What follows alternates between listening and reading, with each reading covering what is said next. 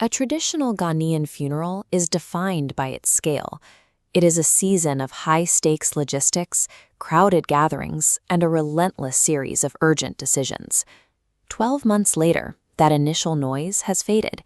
The crowds have returned to their daily lives, and the family is often left in a much quieter space where the weight of the loss can feel more acute than it did during the burial.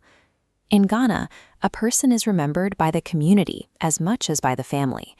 The one-year memorial serves as the formal point where relatives gather to show that the memory of the deceased has not been allowed to fade. This milestone brings its own set of pressures. Families must balance cultural expectations and elder involvement with tight budgets and a diaspora of relatives scattered across several time zones. Without a deliberate structure, this anniversary can easily slide back into the same frantic rush that defined the burial, leaving very little room for the prayer and reflection the moment actually requires. From family compounds in Kumasi to residences in Accra, these memorials are anchored in the places the deceased called home. The form of the day varies. It might be a formal Saturday morning church service followed by a communal lunch, or a private graveside visit in Cape Coast focused solely on prayer and refreshments. Regardless of whether the event is a massive family gathering or a modest hour of prayer, the underlying goal is to execute the remembrance with absolute dignity. It is a moment for relatives who haven't seen each other since the funeral to reconnect, share stories with the grandchildren, and thank God for the life that was lived. By creating this dedicated space for reflection, the one-year memorial acts as a vital mechanism for moving the family from active mourning toward shared healing.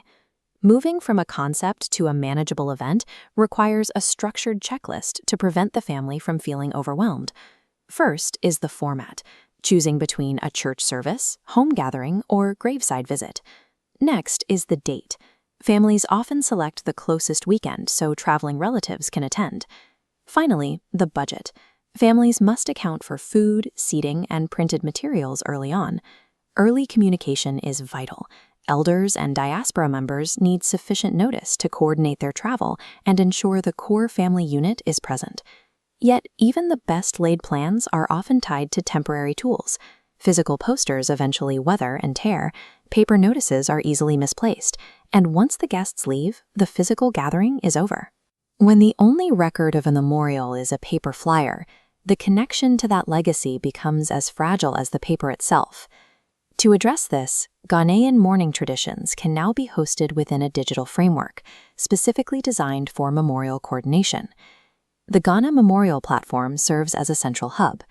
It takes the items on a family's checklist and converts them into a single shared digital space for all memorial communications. This bridge connects the entire family.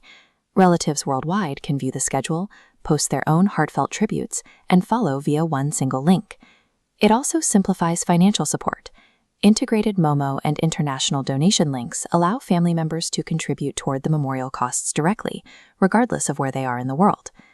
The platform's GPS locators ensure family members easily find the exact gravesite or tombstone. By placing a QR code on the tombstone, visitors can scan it to access the family's full digital archive of stories, photos, and tributes.